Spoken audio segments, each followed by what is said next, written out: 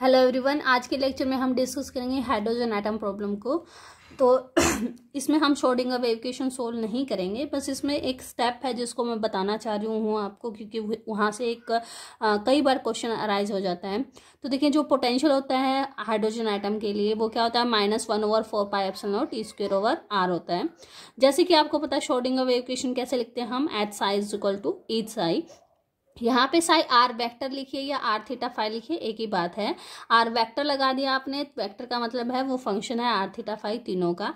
यहाँ पे मैंने श्रोडिंगर वेव इक्वेशन लिख दी, स्टैंडर्ड फॉर्म है। एम जो है यहाँ पर रिड्यूस मास है, क्योंकि हाइड्रोजन एटम में क्या होगा, इलेक्ट्रॉन होगा, और जो आपका सेंटर में न्यूक्लियस में क्या होगा, प्रोटॉन होगा। तो दोनों का मास होगा और दोनों का मास रिड्यूस मास को मैंने एम से रिप्रेजेंट किया है। तो इक्वेशन होगी आपकी -h²/2m del² -1/4πε0 psi is equal to E psi. ठीक है, यहाँ पे डेल स्क्वायर क्या है, लैप्लासियन ऑपरेटर है, उसकी वैल्यू हमने यहाँ पे पुट कर दी। जैसे कि आपको पता है कि जो पोटेंशियल यहाँ पे सेंटर पोटेंशियल है वो सिर्फ आर का फंक्शन है, तो जो आप साई है उसको सेपरेट कर सकते हैं, एक रेडियल पार्ट में, एक स्फेरिकल हार्मोनिक्स पार्ट में। यानी रेडियल पार्ट को आपने आर से बता दिया, स्फेरिकल हार्मोनिक पार्ट्स को आपने वाई एल एम जो कि थीटा और फाई का फंक्शन है उससे बता दिया। अब हमें पता है जो एल स्क्वायर ऑपरेटर हमारा होता है वो इसके इक्वल होता है, तो ऊपर वाली जो डेल स्क्वायर है उसको आप इस तरीके से लिख सकते हैं। ठीक है, अब यहाँ पे जो ये टर्म आपकी आई है, ये जो ऑपरेटर आया है, इस ऑपरेटर के ऊपर क्वेश्चन आते हैं कि ये किसके इक्विवेलेंट है या ये क्या चीज है, तो वो मैं अभी डिस्कस करूंगी। आगे इन्होंने क्या कर दिया कि जब आप साई को यहाँ पे पुट करेंगे तो सिर्फ रेडियल पार्ट को मैंने लिखा है, रेडियल पार्ट इस तरीके से आ जाएगा, और एल स्क्वायर को आपने रिप्लेस कर दिया, इसकी जो आइगन वैल्यू आती है जो कि L into L plus one h² आती है उससे। ठीक है, यहाँ पे इस पूरे पार्ट को आपने लिख दिया वी इफेक्टिव आपने इस तरीके से लिखा है, और स्टैंडर्ड फॉर्म जो आपकी आ जाएगी ये फॉर्म आ जाएगी। अब यहाँ पे देखिए, ये जो पार्ट हमारा है 1/r² करली ओवर करली r r² करली over curl r, this is actually P R square. ठीक है, तो ये कैसे है वो आपने बताना है। तो यहाँ पे ये एक तो ये आता है कि आपको ये याद रखना, ये पी आर स्क्वायर। दूसरा, ये जो या ऑपरेटर है वो किसके इक्विवेलेंट है वो आपने निकालना है। तो देखिए, इस ऑपरेटर को मैं यहाँ लिख रही हूँ 1/r² करली ओवर करली r² करली ओवर करली r। अगर आप इसको किसी फंक्शन पे ऑपरेट करवाएं, तो ये फंक्शन मान लो सिर्फ r का फंक्शन है, उसके ऊपर ऑपरेट करवाएं तो ये किसके इक्वल आ जाएगा, 1/r²।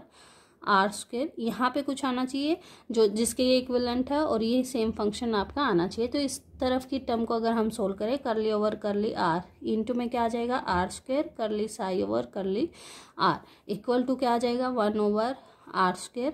इसको सोल्व करें, इसका डेरिवेटिव हो गया 2r करली psi over curl r plus r² करली स्क्वायर साई ओवर करली r²।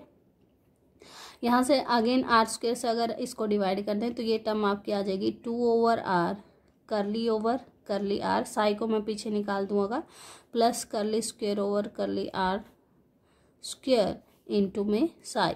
तो देखिए, जो ये ऑपरेटर है वो इसके इक्विवेलेंट भी है, यानी आप लिख सकते हैं 1/r² करली ओवर करली r² करली over curl r is equal to 2/r करली ओवर करली r प्लस करली स्क्वायर ओवर करली r²। ठीक है, तो ये भी आपको रिलेशन या तो याद रखना है या तो आपको आना चाहिए कि कैसे हम ऑपरेटर इसमें चेंज कर सकते हैं। और ये ऑपरेटर आपका pr² है। ठीक है, रेडियल कंपोनेंट में, स्फेरिकल कंपोनेंट में pr² जो है रेडियल मोमेंटम इससे रिप्रेजेंट करते हैं हम। अब यहाँ पे देखिए कुछ इंपॉर्टेंट वेव फंक्शन जो कि आपको याद होने चाहिए, जो साई एन इसको रिप्रेजेंट, जैसे पहले मैंने बताया आर थीटा फाई कीजिए या आर वेक्टर से कीजिए, एक ही बात है।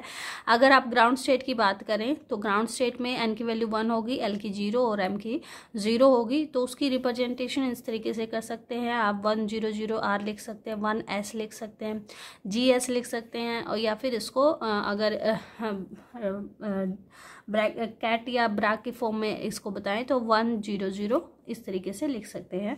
अब यहाँ पे कुछ स्टेट मैंने लिखी है, आप इसका स्क्रीनशॉट ले सकते हैं कि ये स्टेट जो है इस तरीके से डिफाइन होती है हाइड्रोजन एटम के लिए। कम से कम ये स्टेट आपको याद होनी चाहिए। यहाँ पे जो 2p की स्टेट है उसमें 210 211 21 -1 है, तो 2p x को जो आप रिप्रेजेंट करेंगे 1/√2, जो 11 -1 -2 11 से करेंगे। 2y को जो रिप्रेजेंट करेंगे वो आपकी py होगी -i/√2 211 -1 211 और